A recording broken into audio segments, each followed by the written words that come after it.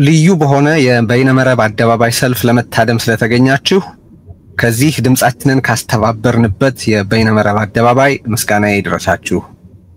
እነሆ ዛሬ አብሮነት ኢትዮጵያ ከሪዮት ሚዲያ ጋር በመተባበር ያዘጋጀውና ብዙዎች ደግሞ በእጅጉ አስተዋጽኦ ያደረጉበት ይህ ታላቅ ትዕይንተ ህዝብ ተጀምሯል። አጋፋሪያችሁ ቴዎድሮስ ጸጋዬ ነኝ። እነሆ ጦርነት ይቁም፣ ግፋዊ አገዛዝ ያብቃ፣ ሰላም ይምጣ በሚል መሪ ቃል የተቃውሞ ትዕይንተ ህዝቡ ተጀምሯል። ዛሬ በዚህ ታላቅና ታሪካዊ የበይነመረብ ተቃውሞ ትዕይንተ ህዝብ መክፈቻ ላይ ሰላም ስላችሁ ሰላምታ ሳቀርብላችሁ የተቀላቀለ ስሜት ይሰማኛል።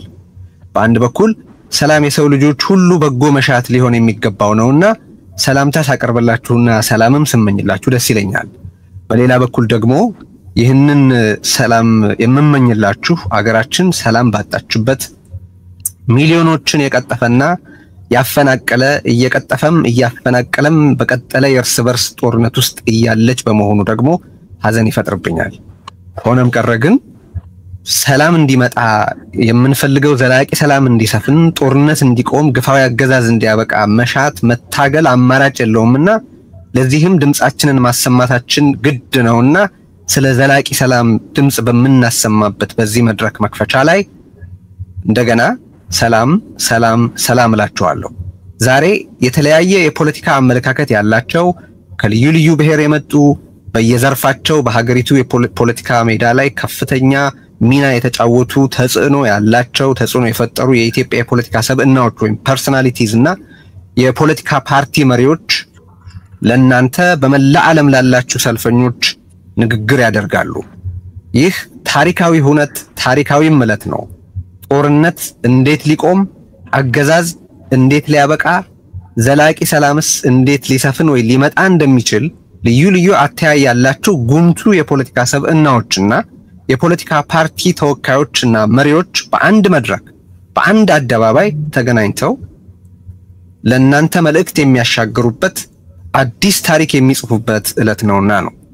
ዛሬ መልእክት የሚያስተላልፉልን ተናጋሪዎች ጥሪያችንን ተቀብለው ለህዝባቸው ባላቸው ተቆርቋሪነትና ወገንተኝነት መፍትሄ የሚሉትን ሐሳብና ምክረ ሐሳብ ለማቅረብ ስለተገኙ በእናንተ በታዳሚዎቻችን ስም ከፍ ያለ ምስጋናችን ይድረሳቸው።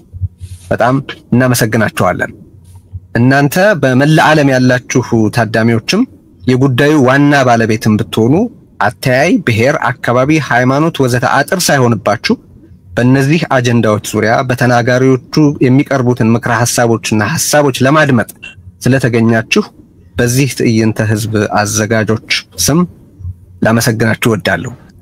ትዕይንተ ህዝባችን የሚጀመረው አቶ ልደቱ አያሌው የአብሮነት ኢትዮጵያ አስተባባሪ ኮሚቴ ሰብሳቢ በሚያደርግልን የመክፈቻ ንግግር ይሆናል። ወደ አቶ ልደቱ የመክፈቻ ንግግር ከመሄዴ በፊት ግን ለታዳሚዎችም ሆነ ለተናጋሪዎች ጥቂት ማስታወሻዎች ማቅረብ እወዳለሁ። በየመሃሉም እነዚህን ነገሮች ላስታውሳችሁ ሞክራለሁ። ለተናጋሪዎች በንግግር አቀራረባቸው ዙሪያ አንዳንድ ማስታወሻዎችን አስቀድመን የላክን ቢሆንም አንዳንዶቹን እዚህ መጥቀስ ያስፈልጋል ብዬ አስባለሁና ጥቂቶቹን ብቻ ላስታውስ። አንደኛ፣ በተቻለ መጠን ንግግራችሁ በተጠቀሱት አጀንዳዎች ዙሪያ ያላችሁን ሐሳብና ምክረ ሐሳብ ማቅረብ ላይ ቢወሰን ወይ ቢያተኩር እንወዳለን። ሁለተኛ፣ ተናጋሪዎቻችን በዚህ መድረክ በአጀንዳው ላይ ያላችሁን ሐሳብና ምክረ ሐሳብ ስታቀርቡ የራሳችሁን አቋም እንጂ ከናንተ በፊት ለተናገረው ሰው ወይም ለቀረበ ሐሳብ ምላሽ መስጠት አይኖርባችሁም። የክርክር የውይይትና ሌሎች ሐሳብ መለዋወጫ መድረኮችን ወደፊት በስፋት እናዘጋጃለን። ዛሬ ግን ለህዝቡ በሺዎች በ10 ሺዎች በመቶ ሺዎች ለሚቆጠረው በመላ ዓለም ላለ ሰልፈኛ ስለምትናገሩ ህዝቡን አድሬስ እንድታረጉልን ለማሳሰብ ወዳለሁ። ሶስተኛ፣ ንግግሮቻችሁን በተሰጡት 10 ደቂቃዎች ብታጠናቀቁ በእጅጉ እንደሚመረጥ እንደሚጠቅም ማስታወስ ወዳለሁ። ደቂቃው ምናልባት ካበቃና ማጠቃለያ ከፈለጋችሁ 1 ደቂቃ እንጨምርላችኋለን፣ ከዛ በላይ መስጠት አንችልም። እነዚህን ታሳቢ አድርጉልን። ሌሎቹ ስለደረሷችሁ እዚህ ማንሳት አያስፈልገኝም ብዬ ነው። ታዳሚዎቻችንን ደግሞ አንደኛ አስተያየቶቻችሁን በስፋት አስፍሩ፣ መፈክሮቻችሁን አስተጋቡ፣ ለሰላም ድምጻችሁን አሰሙ። ሁለተኛ፣ ተቆጠሩ። ማለትም አገዛዙ የምርጫ ካርድንና ኮሮጆን ገልብጦ ማናቸውንም የተቃውሞ መግለጫ ሐሳብ ማንሸራሸሪያ መንገዶችን ሁሉ ቢዘጋም አፈናው ፈጽሞ እንደማይሳካለት በተግባር አሳዩት። ለወዳጅ ዘመዶቻችሁ ጓደኞቻችሁ የቅርብ ሰዎቻችሁ ሁሉ ይህንን ታላቅ ትዕይንተ ህዝብ በቀጥታ እየታደሙ መሆኑን እንድታረጋግጡ እንጠይቃለን። ሶስተኛው በሰላም በፍትህና በነጻነት ጥሪያችን ዓለምን እናጥለቅልቅ። ዛሬ ከዩቲዩብ እና ከረምብል ውጪ ያሉ የሶሻል ሚዲያ ተጠቃሚዎች በዚህ ሰልፍ ለመታደም ወደዚህ እንዲመጡ እንድትጋብዟቸውም ደግሞ ማሳሰብ እወዳለሁ። ኑ ጦርነት ይቁም እንበል። ኑ ግፋዊ አገዛዝ እንዲያበቃ እንተባበር። ኑ ዘላቂ ሰላም እንዲመጣ ድምጻችንን እናሰማ። ንጹሃንን መፍጀት ይቁም፣ ዜጎችን ማስራብ ይቁም፣ የፖለቲካ እስረኞችም ይፈቱ እያልን ሌሎችም በርካታ መልእክቶች እናስተላልፋለን። ከዚህ በመቀጠል አቶ ልደቱ አያሌው የአብሮነት ኢትዮጵያ አስተባባሪ ኮሚቴ ሰብሳቢ የመክፈቻ ንግግር እንዲያደርግልን እጋብዘዋለሁ። ልደቱ መቀጠል ትችላለህ። ቴድሮስ በጣም ነው ከልብ ነው የማመሰግነው። የተከበራችሁ የዚህ የተቃውሞ ትዕይንተ ህዝብ ተሳታፊ ኢትዮጵያውያን፣ የተከበራችሁ ተጋባዥ እንግዶች፣ ክቡራትና ክቡራን፣ ይህ የዛሬው የበይነመረብ የተቃውሞ ትዕይንተ ህዝብ የአብሮነት ኢትዮጵያ ከርዕዮት ሚዲያ ጋር በመተባበር ያዘጋጀው ነው።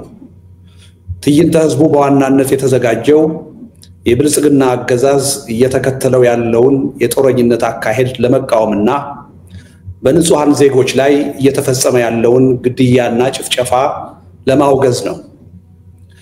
የትዕይንተ ህዝቡ መሪ ቃልም ጦርነት ይቁም፣ የግፍ አገዛዝ ያብቃ፣ ሰላም ይስፈን የሚል ነው።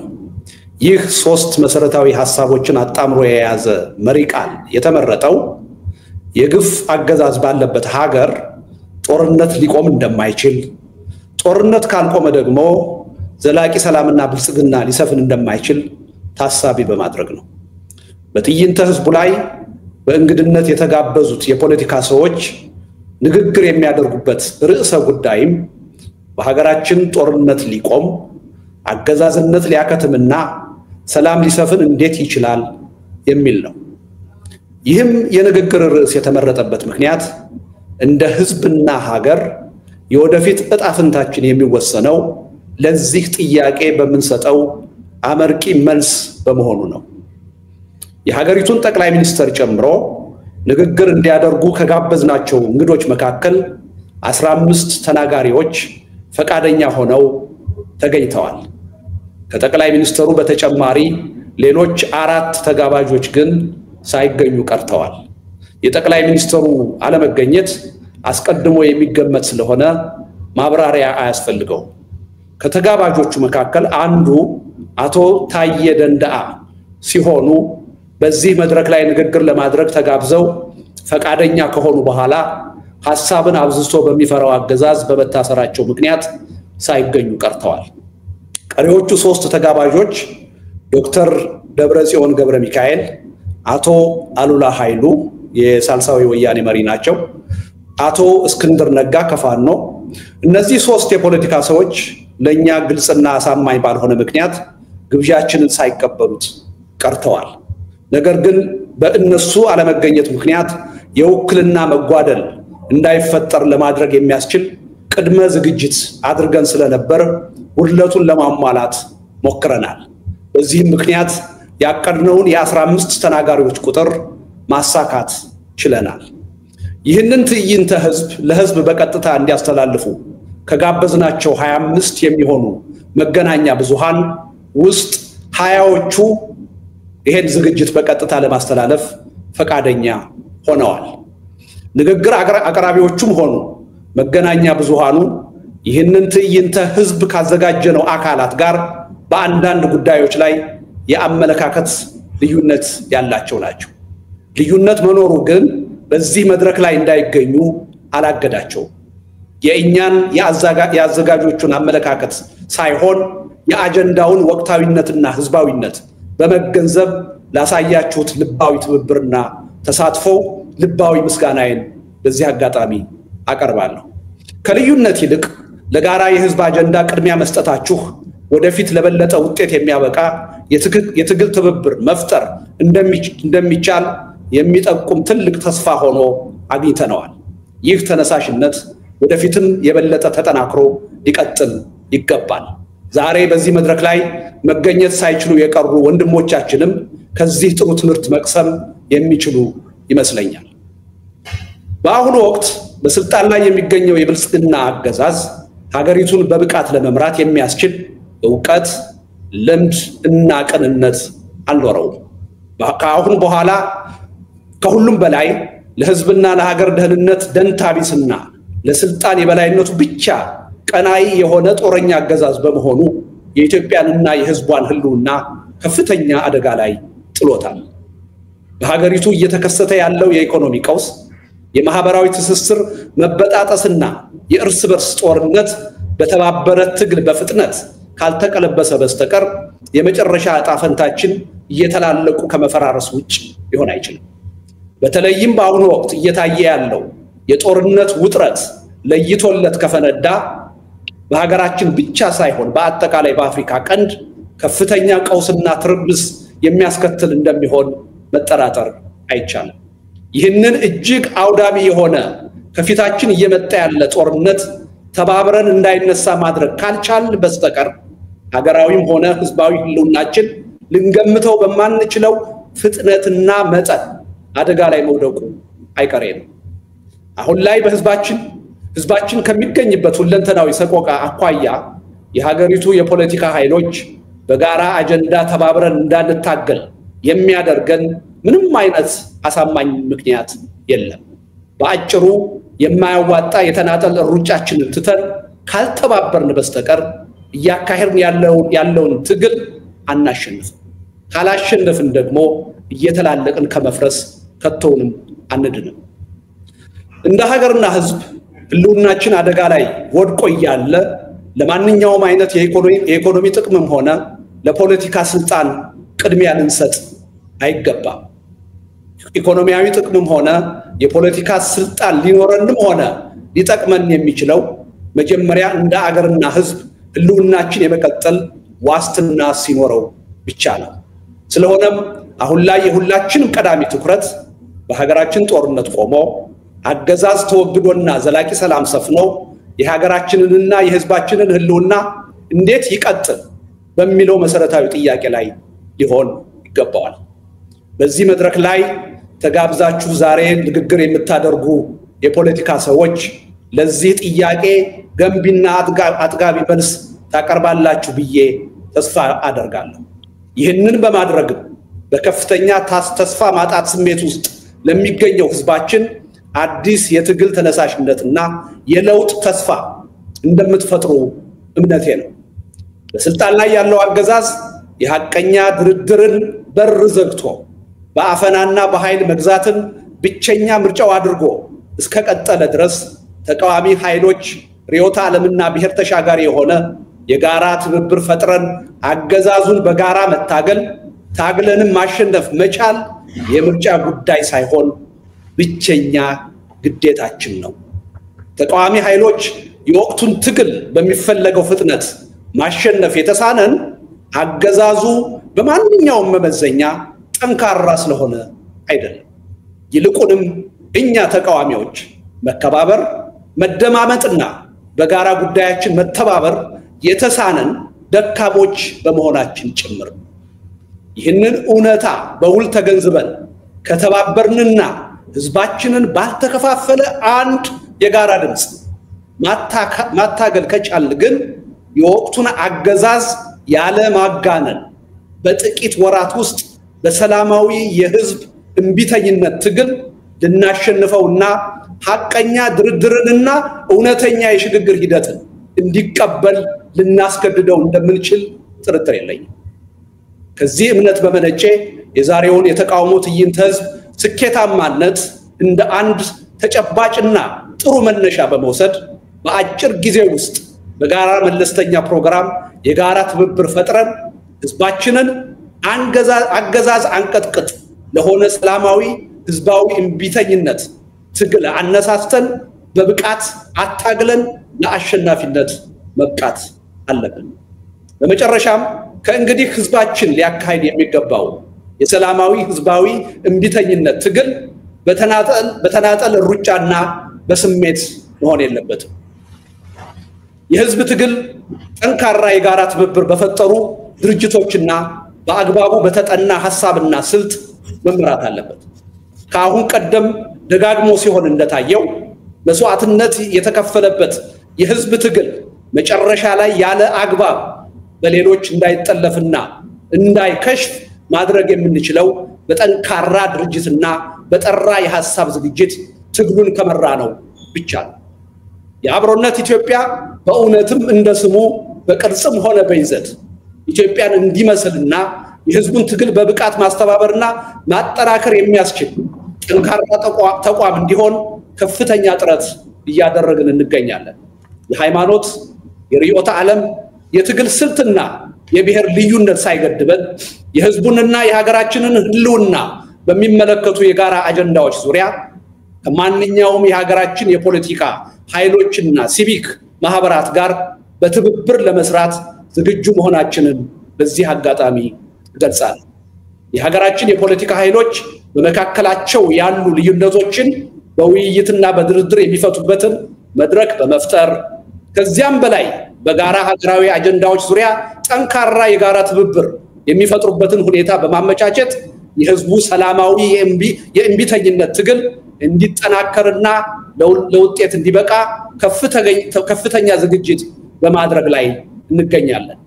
ይህ ከልዩነትና ከቅራኔ ይልቅ የህዝቦችን አብሮነትና የጋራ ህልውና ያስቀደመ ጥረታችን ለውጤት ይበቃ ዘንድ ግን የሁላችሁም ሁለንተናዊ አገዛና ትብብር እንዳይለየን በዚህ አጋጣሚ ጥሪያችንን በአክብሮት እናቀርባለን። መልካም ትዕይንተ ህዝብ። ስንተባበር እናሸንፋለን። አመሰግናለሁ። ስንተባበር እናሸንፋለን። ጦርነት ይቁም፣ ግፋዊ አገዛዝ ያብቃ፣ ዘላቂ ሰላም ይምጣ እያልን ነው። በመላ ዓለም ያላችሁ የዚህ ትዕይንተ ህዝብ ታዳሚዎች ይህንን መፈክር በየራሳችሁ መንገድ እያሰራጫችሁ ድምጻችንን ለዓለም ከፍ አድርገን እናሰማ ማለት እወዳለሁ። ይህንን በቀጥታ እያሰራጫችሁ ያላችሁትን መገናኛ ብዙሃን በጣም አድርገን እናመሰግናለን። አለናንተ ትብብር ያሰብነው ሊሳካ አይችል ስለነበረ ወደ ተናጋሪዎቻችን እንሄዳለን። ቀደም ሲል የገለጽኳቸው ማስታወሻዎች አሉ፣ እነሱን ታሳቢ አድርጉልን። የአጀንዳ የጊዜ የመሳሰሉትን። ዛሬ የትዕይንተ ህዝቡ የመጀመሪያ ተናጋሪያችን ፕሮፌሰር ሕዝቅኤል ገቢሳ ናቸው። ፕሮፌሰር ሕዝቅኤል በኢትዮጵያና በኦሮሞ ጉዳዮች በመገናኛ ብዙሃን ሰፋ ያለ ትንተና በመስጠት የሚታወቁ የአደባባይ ምሁር ናቸው። ዛሬ በዚህ የትዕይንተ ህዝብ ዝግጅት ላይ ታላቅ መድረክ ላይ ቀርበው ጦርነት እንዴት ሊቆም፣ አገዛዝ እንዴት ሊያበቃና ዘላቂ ሰላም እንዴት ሊመጣ እንደሚችል ሐሳብ እንዲያቀርቡ ስንጋብዛቸው በፍጹም ፈቃደኝነት እዚህ ተገኝተዋል። በጣም እናመሰግናቸዋለን። ፕሮፌሰር ሕዝቅኤል መቀጠል ይችላሉ። እጅግ አመሰግናለሁ ቴዎድሮስ። የጠራችሁንም አመሰግናለሁ። በአደባባዩ ላይ ያላችሁ ኢትዮጵያውያንም እንኳን ለዛሬ ቀን ደረሳችሁ ላለሁ። ባለፈው ግማሽ ምዕተ ዓመት ኢትዮጵያውያን ለኢኮኖሚ ፍትህ፣ ለባህል እኩልነት፣ ለዲሞክራሲ አስተዳደር ሲታገሉ በአንድነት ነበር ሲታገሉ የነበረው። በሀገራችን ሰፍኖ የነበረ የመስፍናዊ አገዛዝ እንዲሁም ለዚህ አስተዳደር ምሰሶና ማገር ሆነው ሲደግፉት የነበሩት በዚያን ጊዜ ዓለም አቀፍ ኢምፔሪያሊዝም እና ቢሮክራሲያዊ ካፒታሊዝም በወቃውን ሲታገሉ ከዳር እስከ ዳር በአንድነት ነበር። በትግል ስልትና አንዳንድ ጥቃቅን ልዩነቶች ካልሆነ በስተቀር ግራ ዘመም ይሁን ቀኝ ክንፍ የሚባሉ የስርዓቱ ተቃዋሚዎች በሙሉ በትግሉ ላይ በአንድነት ነበር ሲሳተፉ የነበረው። ከቅርብ ጊዜ ወዲህ የነበረው የታሪካዊው የትግል አንድነት ተፍረክርኳል። የኢትዮጵያ ህዝቦች የሚያደርጉት የመብት የማስከበር ትግል ቀድሞ ከነበረው የትግል አንድነትና አጋርነት ክፉኛ ርቋል። በዚህም ምክንያት ለመብቶች ሲደረግ የነበረው አገር አቀፍ ትግል መልኩንና ዓላማውን ለውጧል። አሁን የሚደረገው ትግል እንደ ከዚህ በፊቱ የመብቶች መከበር ትግል ሳይሆን የህልውና ትግል፣ በግልም እንደ ሀገርም ለህልውና የምንታገለው ትግል ሆኗል። ኢትዮጵያ በታሪኳ ህልውናዋን የሚፈታተኑ ጊዜያት ገጥሟታል። ብዙዎቹን አልፋ ለዛሬ ደርሳለች። እንደ ሀገር ሆና የመቀጠል አቅሟ ግን እንደ ዛሬ በአደጋ ላይ ወድቆ የነበረበት ጊዜ እኔን ትዝ አይለኝም። እንዲሁ ዛሬ አለን እንደ ሀገር አለን እንላለን፣ በሀገር ስም እንጠራራለን እንጂ ሀገራዊ አንድነቱ መሰረቱ ተናግቷል።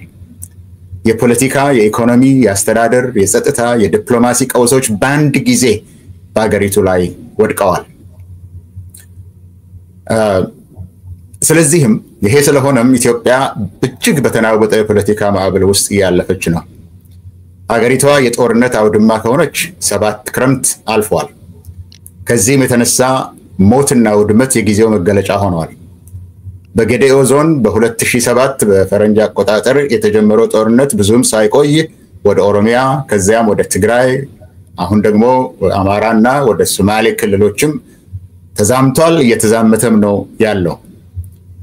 በአሁኑ ወቅት ከ1 ሚሊዮን ከዛም በላይ የሚሆኑ ዜጎች ለህልፈት፣ ለከፍተኛ የንብረት ውድመት፣ የማህበረሰብ መፈናቀል ምክንያት በሆነ የእርስ በርስ ጦርነት ውስጥ ገብታለች ሀገራችን። በዚህም መዘዝ ስርዓት አልበኝነት፣ የኢኮኖሚ ድቀትና ድህነት፣ ማህበራዊ አለመግባባትና መፈናቀል ደርሷል። የሚሊዮኖች ህይወትና ኑሮም ተመሰቃቅሏል። ሀገሪቱም ሀገረ መንግስቱም መሰረት የለሽ እንድትሆን አድርጓታል። ያለው አለመረጋጋትና ማህበራዊ ስክነት መጓደል በጋራ ሆነው በህዝቡ ላይ ተስፋ መቁረጥን ፈጥረዋል። በህዝቡ ላይ የፍርሃት ጥላ በማጥላቱ የሀገሪቱ ህልውና እርግጠኛ ሊሆን ካለመቻልም መድረሱ ላይ ብዙም የምንከራከርበት ጉዳይ አይደለም። ክፋቱ ደግሞ የጥፋቱ መጠን በዚህ ትውልድ ላይ ተወስኖ የሚቀር አይደለም። የተባበሩት መንግስታት የቅርብ ጊዜ ሪፖርቶች እንደሚያመለክቱት ከድህነት ወለል በታች የሚገኙ ሰዎች ባለፉት 7 ዓመታት ከ22% እስከ 70% ድረስ ከፍ ብሏል። የትግራይ የአማራ ክልል መንግስት ባወጡ ዘገባዎች መሰረት 11 ሚሊዮን የሚጠጉ ተማሪዎች ትምህርታቸውን እየተከታተሉ እንዳልሆነ ግልጽ ነው። ምንም እንኳን ባለስልጣናት ሆን ብሎ ከትምህርት ውጪ ያሉ ተማሪዎች ቁጥር አሳንሰው ቢናገሩም ወደ ትጥቅ ትግሉ የሚቀላቀሉት ወጣቶች በኦሮሚያ ክልል እየጨመረ በመምጣቱ ወጣቶች በኦሮሚያ ክልል በትምህርት ላይ ያሉት ጥቂት እንደሆኑ ይታወቃል። በደቡብ ክልል ያሉትም እንደዚሁ ድሮ ቀድሞ ደቡብ በሚባለው ያለውም መስተዳደሮች ለመምህራን ደሞዝ መክፈል ባለመቻላቸው ትምህርት ቤቶች እንዲዘጉ አድርገዋል። በጦርነት ምክንያት የጤና መሰረተ ልማት ተቋማት በሞርታር ወይም በድሮን ከአገልግሎት ውጭ ተደርገዋል። ዩኒቨርሲቲዎች ተማሪዎችን እየተቀበሉ አይደሉም። ደሞዝ የሌላቸው አስተማሪዎች በህይወት ለመትረፍ ከተማሪዎች ጋር ምግብ ለመካፈል ሲታገሉ ይታያሉ። ሆስፒታሎች፣ ጤና ጣቢያዎች፣ ክሊኒኮች፣ ፋርማሲዎች ህብረተሰቦችን ለማገልገል ውጤታማ እንዳይሆኑ ተደርጓል። የጥላቻ ፖለቲካ በመንግስትም ሆነ መንግስታዊ ባልሆኑ አካላት ሲተገበር ማየት የተለመደ ሆኗል። በፖለቲካ ገበያ ውስጥ ጽንፈኛ አስተሳሰቦች የበላይ ሆነዋል። ባለው ተጨባጭ ሁኔታ ሰላም ከሁሉም በላይ አስፈላጊ ሆኗል።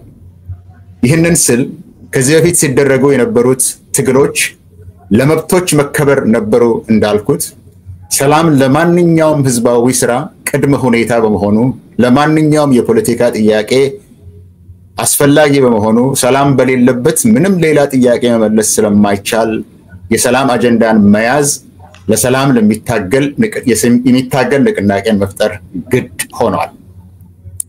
ከዚህም በላይ የሰላም ጥያቄ የህዝብ ጥያቄ ሆኗል። በአሁን ጊዜ የኢትዮጵያ ገበሬዎችና አርብቶ አደሮች ሰላምን ይፈልጋሉ።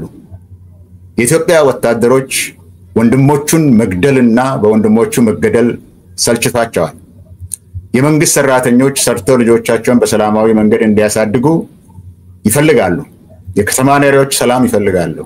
የንግድ ድርጅቶች፣ ፋብሪካዎችም የምርታቸውን ለገበያ ለማድረስ ሰላምን ይፈልጋሉ። ምንም እንኳን የኢትዮጵያ ውስጥ ያለው የሰላም ትግል ይህን ያህል አንድነትን ቢያሳይም በልሂቃን መካከል ያለው ስሜት ግን ከህዝቡ ጥንካሬ ጋራ ከህዝቡ ጥያቄ ጥንካሬ ጋራ የሚመጣጠን አልሆነም። አንዱ ማደናቀፊያ የፖለቲካ ልሂቃኑ ወደ መበታተን በሚሄዱ ጉዳዮች ላይ በማተኮር ይልቅ ለአነስተኛ ጉዳዮች ተገቢ ትኩረት መስጠታቸው ነው። በተወዳዳሪ ጥያቄዎች የተዝበራረቁት ልሂቃኑ እስካሁን ድረስ የዘላቂ ሰላም ጥያቄውን ለመምራት አቅም ወይም ፍላጎታቸው አነስተኛ ሆኖ ተገኝተዋል። ነገር ግን የህዝቡን ጥማትና የህዝቡን ጥያቄ እውን ለማድረግ ልሂቃኑ የኢትዮጵያ ሰላም መመለስ ከምንም በላይ ቅድሚያ እንዲሰጡት ያስፈልጋል። ስለዚህም ከተለያየ ብሔር የተውጣጡ በማስተዋል ሊገናኙ የሚችሉ ልዩነቶችን ለመድፈንና የንቅናቄውን መሰረት ሊሆኑ የሚችሉ ጉዳዮች ላይ የጋራ ግንዛቤ ለመፍጠር መገናኘት ግዴታ ሆኗል። አብሮነት ኢትዮጵያ የሚለውን በዚህ ጉዳይ ላይ በአሁኑ ሰዓት መፈጠሩ ለዚህ ዓላማ ስኬት በጣም አስፈላጊ መሆኑ ታውቋል። ስለዚህም ከዚህ በኋላ የሰላም አጀንዳን የያዘ ህዝባዊ የሰላም ንቅናቄ መፍጠር እጅግ አስፈላጊ ይሆናል። ስለዚህም ሁለት ነጥቦችን ልናገር። በመጀመሪያ ማድረግ የሚገባን ከዛ በኋላ አቆማለሁ። የኢትዮጵያ ሰላም ወደ ነበረበት ለመመለስ ወሳኝ አስቸኳይ እና ግዴታ መሆኑ ላይ ልሂቃኑ መስማማትና ጥያቄዎቻቸውን ወደ ጎን ትተው የሰላምን ጥያቄ ብቻ አንግበው በዚህ ላይ ለመስማማት በዚህ ላይ ለመገናኘትና ለመደራደር መዘጋጀት ያስፈልጋል። ሁለተኛ ሰላም ወደ ነበረበት እንዲመለስና ይህ ከተፈለገ በንድፈ ሐሳብ ደረጃ እንኳን የሰላም አጀንዳው ወሳኝነት ላይ መስማማት ሲገኝ ለትግበራ የሚያግዝ ተጨባጭ የሰላም መርሃ ግብር ሊኖር ይገባል። በዚህም መንገድ ለሰላም የሚታገለው አነስተኛ ቡድን የሰላም አጀንዳ የሚያስፈልገውን ወሳኝ የህብረተሰብ አቀፍ ድጋፍ ለማሰባሰብ ስራ ሊጀምር ይችላል። በዚህም መንገድ በኢትዮጵያ ዘላቂ ሰላም ለማምጣት መንገድ ይከፍታል እላለሁ። ይህንን እድል ለሰጣችሁኝ አመሰግናለሁ። ይሄ ስራ የመጀመሪያው ነው። ይህ የሰላማዊ ሰልፍ ወደ ተግባር እንዲሄድ አሁን ያልኩትን ሁለት ነገሮችን ይዘን ብንነሳ መልካም ነው እላለሁ። አመሰግናለሁ። ፕሮፌሰር ሕዝቅኤል ገቢሳ በጣም አድርጌ አመሰግናለሁ። ከተሰጠው ጊዜ ቀደም ብለው ነው ያጠናቀቁት። መልእክቱንም በመላ ዓለም ያላችሁ ተከታታዮቻችን አድምጣችኋል። ምክረ ሐሳባቸውን አቅርበዋል። እጅግ አድርጌ አመሰግናለሁ በታዳሚዎች ሁሉ ስም ፕሮፌሰር።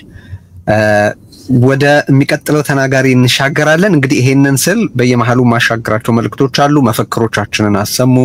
እዚህም በየመሃሉ የምናሳያቸው ነገሮች አሉ። በአሁኑ ወቅት በአገሪቱ ያሉት ሰቆቃዎች ፈርጀ ብዙ በመሆናቸው እንደየትውስታችሁ እንደየቅደም ተከተላችሁ መፈክሮቹን በስፋት አስተጋቧቸው።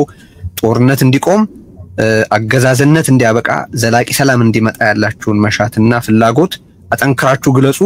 ዓለም ይስማው። ኢትዮጵያውያንም እርስ በርስ እንሰማማ። ወደ አንድ በጎ ግብ ለመነቃነቅ የሚያስችል ድባብ እንፍጠር ማለት ፈልጋለሁ። አቶ ዩሱፍ ያሲን ከአፋር የአፋር ብሔር ተወላጅ ናቸው ካሉ የእሳቸው ቢቀጥሉ ጋብዛቸዋለሁ ወደ መድረክ ማለትም ንግግራቸውን እንዲያሰሙ። አቶ ዩሱፍ ካሉ እንግዲህ መቀጠል ይችላሉ። ቀደም ባሉ ዓመታት በከፍተኛ ስልጣንና በዲፕሎማሲ የሰሩ ናቸው። አቶ ዩሱፍ በኢትዮጵያ ፖለቲካ ውስጥ ረዘም ያለ ተሳትፎ አላቸው። በጦቢያ መጽሔት ውስጥ አምደኛ ነበሩ። ኢትዮጵያዊነት አስተባባሪ ማንነት የተሰኘ መጽሐፋቸው ይታወቃል። አቶ ዩሱፍ ቀጣዩ ተናጋሪ እርስዎ።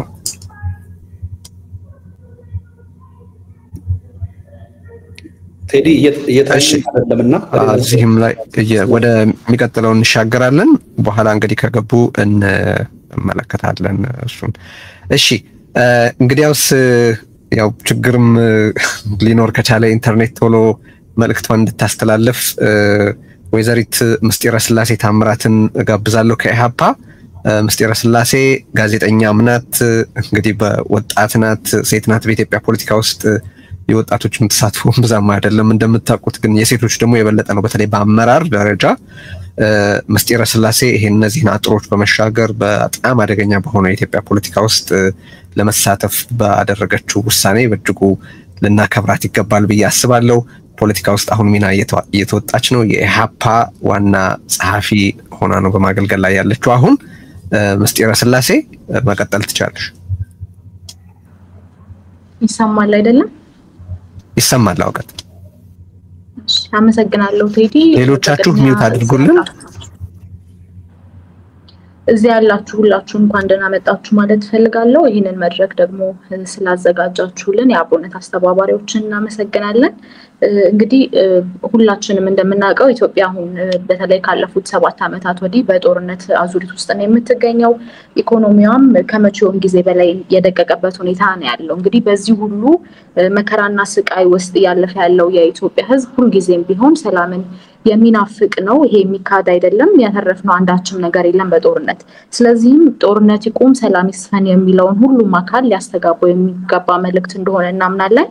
የኢትዮጵያ ህዝባዊ ፓርቲ ኢህአፓም ከዚህ ቀደም ህዳር 30 ቀን 2016 ዓመተ ምህረት ከሌሎች ሀገር ወዳድ ኢትዮጵያውያን ጋር በመሆን ጦርነት ይቁም ሰላም ይስፈን በሚል መሪ ቃል ሰላማዊ ሰልፍ ጠርቶ እንደነበር የሚታወቅ ነው። ነገር ግን እንዳለመታደል ሆኖ የምንኖርበት ሀገር ጦርነት ይቁም የሚል ሀሳብ ማስተላለፍና የሚል አቋም መያዝ ወንጀል ስለነበረ የሰልፉ አስተባባሪዎች ወደ አዋሽ አርባ ተልከው ነበረ።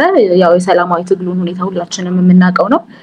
ስለዚህ በመታሰራቸው ምክንያት ሰልፉ ግቡን አልመታም። እንግዲህ ከዚህ ላይ መረዳት ያለብን ነገር አንደኛ ሁላችንም አንድ ላይ ባለመቆማችን ባለመተባበራችን ምክንያት እርስ በርስ እየተገፋፋን ለአገዛዙም እንዲሁ እድል እየሰጠነው እንደሆነ ነው። የሰላማዊ ትግል ላይ ሁልጊዜም ቢሆን ተስፋ ሊቆረጥ ይገባል ብለን አናምንም። ብዙ ለውጥ ማምጣት የሚቻለውም በሰላማዊ ትግል እንደሆነ እናምናለን። ስለዚህም አሁንም ቢሆን አስምረን የምናገረው የፖለቲካ ኃይሎች ሁሉም ሪጋርድለስ የሐሳባቸው የርዕዮተ ዓለም የአመለካከት ልዩነቶቻቸው ሁሉ በተለይ ደግሞ በሰላምና ሰላማዊነት እንዲሁ ጦርነት ይቆም በሚልና የዲሞክራሲያዊ አገዛዝ ይስፈን በሚለው ዙሪያ ሁላችንም አንድ ላይ ሆነን በጋራ አምባገነንነትን ልንታገል እንደሚገባ እናምናለን። ሁላችንም በአንድነት ከቆምን እንዳልኩት ድል የማንነሳው ነገር አይኖርም። አሁንም ቢሆን ሁሌም ልናሰምርበት የሚገባውም ይሄንኑ ነው። ለምሳሌ በሰብአዊ መብት ተሟጋቾች ጋዜጠኞችና ፖለቲከኞች አሁንም ድረስ በእስር ላይ እንደሚገኙ እናውቃለን፣ ለመብት በመቆማቸው እንዲሁ ደግሞ ሰላም ይስፈን በማለታቸው ምክንያት። ነገር ግን ምን ያህሎቻችንንስ እነዚህም ሰዎች ዞር ብለን አይተናቸው ጠይቀናቸው የምናውቀው የሚለው ራሱ አንድ ጥያቄ ነው። ይሄ አንድ ላይ አለመቆማችንን እና እንዲሁ ደግሞ ወደ ፖለቲካው የሚገቡ ሰዎች ይህንን በማየት ማንም አብሮኝ አይቆምም እንዲሁ ደግሞ ለምን ብዬ ራሴን መስዋዕት አደርጋለሁ ለውጥ ለማይመጣ ነገር የሚሉ ሁኔታዎች እንዳሉ እንረዳለን እና ይሄ ሁሉ ዞሮ ዞሮ የሚወስደን አንድ ላይ ባለመቆማችን የሚመጡ ጉዳቶች እንዳሉ ነው። ከዚህ በመቀጠል እንግዲህ እንደሚታወቀው የኢትዮጵያ ሕዝብ ለዘመናት ለነጻነት ፍትህና እኩልነት ያልወጣውና ያልወረደው ተራራና ሸለቆ የለም። ስለሆነም ዛሬ ለሀገራችን ሰላም ሁሉም ርብርብ ሊያደርግ ይገባል። ይህም ወደ አንድነት ይወስደናል። ይሁን እንጂ የኢትዮጵያ ሕዝብ የተፈራረቁበትን አገዛዞች ያደረሱበትን በደልና ግፍ ሳይቆጥር ለእነርሱም ክፉ ሳይመኝ በትዕግስት መመከር ያለበትን እየመከረ አስቀጥሏል። ነገር ግን ገዢዎች ናቸውና የቀኑ መንጋት ለዘላለም የሚኖር እየመሰላቸው ሁሉም ላይመለሱ አልፈዋል። ነገር ግን አሁንም ቢሆን ማሰብ ያለብን የአሁኑ አገዛዝ ካለፉት አገዛዞች በጭካኔውና በኢሰባዊነቱ እጅግ በጣም እንደሚለይ ነው። እስከዛሬ ድረስ እስካሁኑ እስከምናወራባት ሰዓት ድረስ የበርካቶች ሞት፣ መፈናቀል አዲስም ዜና ሳይሆን በቃ በየቀኑ እየሰማን የለመድነው ነገር ሆኗልና ይህ የሚያሳየን ላለፉት 7 ዓመታት ሀገሪቱ ለማያባራ የጦርነት አዙሪት መዳረጓን ነው። በሀገራችን ታሪክ ሰምተንና አይተን የማናውቀው የእርስ በርስ ግጭቶችን ጠምቆ በተግባር አሳይቶናል አገዛዙ።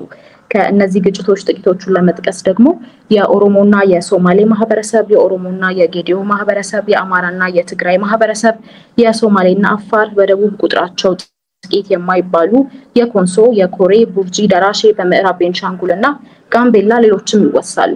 በመላው የኦሮሚያ አካባቢዎች በሚባል ደረጃ ሰላማዊ ዜጎችን አግቶ ገንዘብ መጠየቅ ለመንግስት ሹማምንት ደግሞ የገቢ ምንጭ ሆኗልም ለረጅም ጊዜ።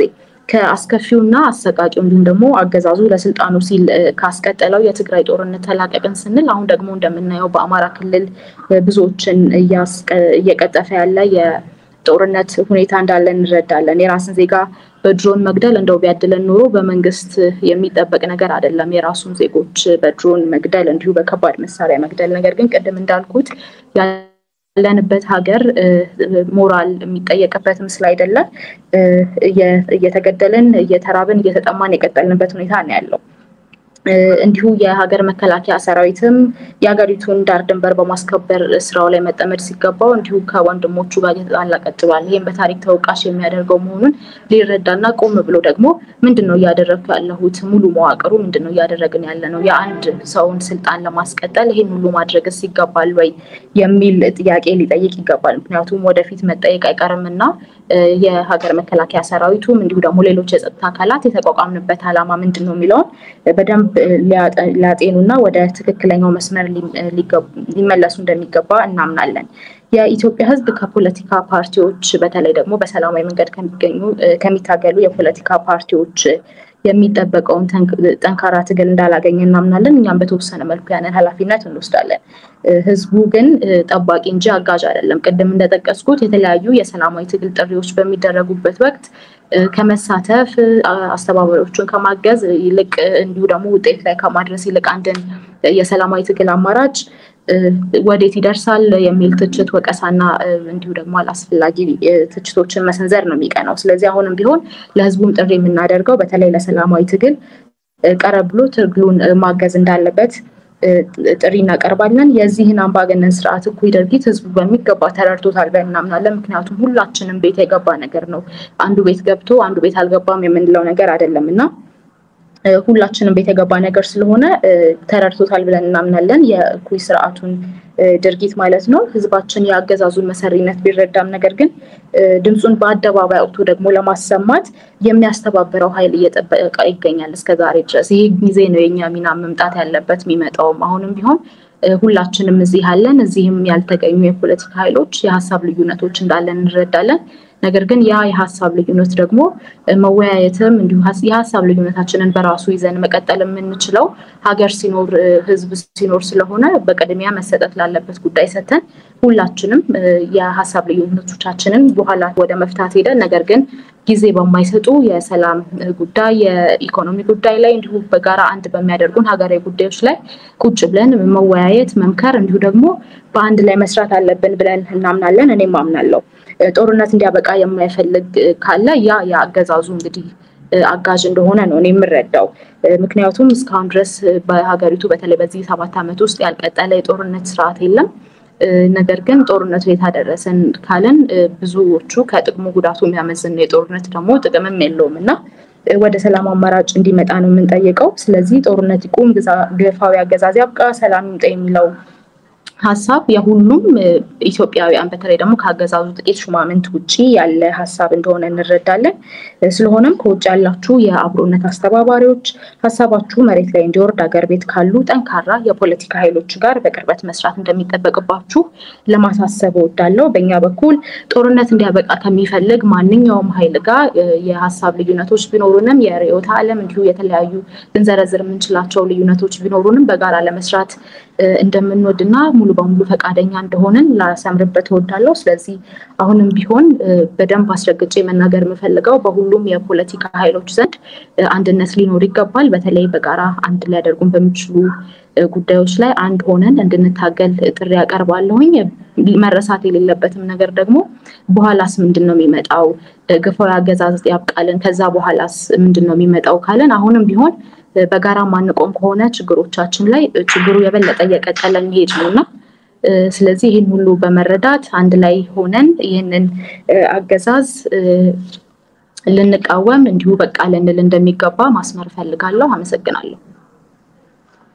እሺ፣ በጣም አመሰግናለሁ። አናቷ ላይ የጨረስሽው ምስጢረ ስላሴ መልእክትሽን በማሻገርሽ በጣም እናመሰግናለን። በርቱ፣ ቀጥሉ። እንግዲህ እንዲህ ያሉ መልእክቶችን ተባብረን በመናሰማበት ወቅት አገዛዝ ከፍተኛ ጫና ይደርስበታል። ከተለያዩ አቅጣጫዎች መልእክቶች እየደረሱ ነው። በነገራችን ላይ በኢትዮጵያ ውስጥ ዩቲዩብ ሪስትሪክት መደረጉ እየተሰማ ነው። ይሄ አገዛዙ በእውነት ገና የትግል ትብብር ብሎ ሲባል እንዴት እንደሚሸበር ያሳየ አንድ ተጨባጭ ማሳያ ነው። ዜጎች እያደረጉት ያሉትን ነገር ምን ያህል ትክክል እንደሆነም የሚያረጋግጥ አርጌ ነው የምመለከተውና ከተለያዩ አቅጣጫዎች መልእክቶች እየመጡ ነው። በዚህ በኢትዮጵያ ውስጥ ዩቲዩብ እንዳይሰራ ተደርጓል፣ በሌላ ተዘዋዋሪ መንገድ ነው እየተመለከትን ያለ ነው የሚሉ ብዙ መልእክቶች እየተቀበልኩ ነውና እስቲ ኢትዮጵያ ያላችሁ መልእክት ላኩልን። እዛ ያለው ሁኔታ በተጨባጭ እዚሁ አንዱ ተጨባጭ ውጤት ይሄው ነው። አገዛዝ ካልተጨነቀ ካልተሸበረ በስተቀር እነዚህን መሰል እርምጃዎች አይወስድምና ነው። እንግዲህ በመላ ዓለም ያላችሁ የዚህ ትዕይንተ ህዝብ ታዳሚዎች በጣም አድርገን እናመሰግናለን ስላላችሁ ስለተገኛችሁ። ሃይማኖት፣ ብሔር፣ አካባቢ ወይም ሌላ የርዕዮተ ዓለም ልዩነት ሳይገድባችሁ ከመላ ዓለም ተሰባስባችሁ ጦርነት ይቆም፣ አገዛዝ ያብቃ፣ ሰላም ይምጣ የሚሉ መልእክቶችን በመላ ዓለም እያሻገራችሁ እያስተላለፋችሁ ስላለ ደስ ይለናል። ቀጥሉበት። እየተመለከታችሁት ነው። ኦሬዲ ውጤቱን እያያችሁ ነው። ዜጎች ሲተባበሩ አገዛዝ ይሸበራል። እውነታው ይሄ ነው። ስለዚህ አሁን መፈክራችሁን አስተጋቡ። አጀንዳውን ዜጎች ናቸው መስጠት ያለባቸው አገዛዝ አይደለም እና እሱን መልእክት ማሻገር ወዳለሁ። እንቀጥላለን። አቶ አሉላ ሰለሞን ቀጣዩ ተናጋሪያችን ነው። አቶ አሉላ ሰለሞን በአሁኑ ወቅት በተለይ በትግራይ ውስጥ ባለ ፖለቲካ ዙሪያ ለውጥ የመፈለግ ምልክት ሆነው ካሉ ጎላ ያለ የተለያየ የመዋቅር ለውጥ እንዲመጣ ድምጽ ከሚያሰሙ ምልክቶች አንዱ ነው። በተለያየ ሁኔታ የስከዛሬው መንገድ አይበቃም፣ ማነው የስከዛሬው መንገድ ይበቃል፣ የስካሁኑ ዋጋ ወይም ኪሳራ ይበቃል፣ ከዚህ በኋላ አዲስ መንገድ መኖር አለበት የሚል ሐሳብ በስፋት ያስተናግዳልና እርሱን ወደዚህ ወደ መድረክ ጋብዘን ጦርነት እንዴት ሊቆም፣ አገዛዝ እንዴት ሊያበቃና ዘላቂ ሰላም እንዴት ሊሰፍን እንደሚችል ያለውን ሐሳብ ያቀርብልናል። እንግዲህ መፈክሮቻችንን አሰሙ። ጦርነት ይቁም በሉ፣ ሰላም ይምጣ በሉ፣ አገዛዝ ይብቃ በሉ። ዜጎች እንተባበር፣ ስንተባበር እናሸንፋለን። አሉላ ቀጥል። አመሰግናለሁ ቴድሮስ። በመጀመሪያ ይህንን መድረክ ያዘጋጀው አብሮነት በተለይ ደግሞ አቶ ልደቱን በዚህ ረገድ እጅግ አድርጌ ማመስገን ፈልጋለሁ። አክብሮቴንም መግለጽ እወዳለሁ። በእንደዚህ አይነት በተለይ ኢትዮጵያ ውስጥ እንደዚህ አይነት መድረኮች ለማዘጋጀት የሞከሩ ወይም ደግሞ የሰላም ጥሪን ያቀረቡ ሰዎች ምን ያክል ዋጋ እንደከፈሉ እናውቃለን። በኪነ ጥበብ መድረክ ጦርነት ይቁም፣ ሰላም ይምጣ ያሉ ዜጎች ዋጋ ከፍለዋል። የፖለቲካ ድርጅት አመራሮች ጦርነት እንዲቆም፣ ሰላም እንዲመጣ የጠየቁ፣ አገዛዝ እንዲያበቃ የጠየቁ ዋጋ ከፍለዋል። አሁንም ዋጋ እየከፈሉ ነው ያሉት፣ በሰላማዊ መንገድ የትግል ላይ ያሉት ማለት ነው። ነገር ግን እንደዛም እየሆነ ተስፋ ባለመቁረጥ ይህንን ትግል የቀጠሉ በአገር ውስጥም በውጭም ብዙ ዜጎች አሉ። ይህ የሰላማዊ ትግል ጥሪ ጦርነት እንዲያበቃ፣ አገዛዝ እንዲያበቃ የሚደረግ ጥሪ በመሰረቱ ሰላማዊ መሆንን አለበት ትግሉ ብለው ያመኑ በዋናነት በተጨማሪ ደግሞ አገዛዙ የሰላማዊ ትግል ስፔስ ወይም ከባቢውን ስለዘጋው ያለን አማራጭ በትጥቅ ትግል ነው የምንፋለመው ብለው ትጥቅ ትግል እያካሄዱ ያሉ ወገኖችም አሉ። ከዚህ በተጨማሪ የሰላማዊ ትግል አስፈላጊነት ከመግለጽ ባለፈ እንዲሁም በትጥቅ ትግልም የሚደረገው ትግል እንረዳለን። ወገኖቻችን ያሉበት ሁኔታ ያ እድል ስለተዘጋ ነው ወደ በረሃ ወጥተው እየታገሉ ያሉት የሚሉ ከውጭም ጋር መተባበር አለብን ይህንን አገዛዝ እንዲያበቃ የሚሉ አካላት እንዳሉም እንረዳለን። በዚህ ትዕይንተ ህዝቡም እየተሳተፉም እንዲሁም እየተከታተሉ ያሉ ወገኖችም በዚህ ረገድ የሚገለጹ ነው ብዬ አምናለሁ። ዋናው ነገር ግን በእኔ እምነት ሰላማዊ ትግል ከዋጋ አንጻርም ከምንከፍለው ዋጋ አንጻርም እጅግ ያነሰ አገዛዙ ደግሞ በጣም የሚፈራው የትግል ስልት መሆኑ አምናለሁ። ምክንያቱም ሐሳብ ይፈራል። አገዛዙ በጦርነት እድሜውን ማራዘም እንደሚችል ያምናል። በሐሳብ የሚደረግ ትግል ግን እጅግ ያስፈራዋል። ይሄም በተግባር የታየ ነው። ቅድም እንደገለጽኩት በሀገሪቱ የሰላም ጥሪ ያቀረቡ ጦርነት እንዲቆም ጥሪ ያቀረቡ ዜጎች እየተወሰደባቸው ያለ እርምጃ የምናውቀው ነው። በተጨማሪ ግን በጦር ሜዳ የሚፋለሙ ግን የሀገሪቷን ትልቁ ድርሻ የሚይዘውን የሀገሪቱን ሀብት ለጦርነት እያዋለ አገዛዙ በጦርነት እየቀጠለ ነው ያለው። ስለዚህ ሰላማዊ ትግል አጠናክሮ መቀጠል እንዲሁም ጦርነት ይቆም ስንል አገዛዙ ጦርነት እንዲያቆም ብቻ ሳይሆን አገዛዙ በተቃራኒ የተሰለፉ ኃይሎችን ለድርድር ለሰላማዊ መንገድ ራሳቸውን ማዘጋጀት አለባቸው። ይሄ ትግል ራሱ ውጤት እንዲያመጣ ከተፈለገ ጦርነት መቆም አለበት። እየተዋጋን መወያየት አንችልም። ባጭሩ እንድንወያይ ቀጣይ አቅጣጫዎች እንድናስቀምጥ ከተፈለገ ጦርነቶቹ ቆሞ በአፋጣኝ የሀገሪቷ ሁኔታም ጦርነት መሸከም ወደማይችልበት ደረጃ እየደረሰ ነው። ኢኮኖሚው እየደቀቀ ነው። የመበታተን አደጋም አፋፍ ላይ የደረስንበት ሁኔታ ነው ያለውና በአፋጣኝ አገዛዙን ጦርነቱ አቁሞ ተፋላሚዎችም ወደ ውይይት ጠረጴዛ ዙሪያ መጥተው አለን የሚሉት ሐሳብ በሰላማዊ መንገድ የሚገልጹበት ወደ እንደዛ አይነት ሽግግር የሚካሄድበት ሁኔታ በአፋጣኝ መመቻቸት አለበት። በነገራችን ላይ ጦርነት ይቁም ሲባል እየተካሄዱ ያሉ ጦርነቶች ብቻ ሳይሆን በቋፍ ላይ ያሉ እንደገና አንዳንዶቹ በፊት ተካሂደው እንደገና ተመልሰው የማገርሸት የመምጣት እድል ያላቸው ጦርነቶች አሉ።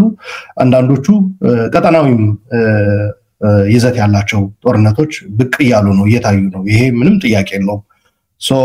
ይህንን ግምት ውስጥ በማስገባት ነው ከሀገራዊው ስነሳ በአማራና በኦሮሚያ እየተካሄደ ያለው ጦርነት ነው ትልቁ።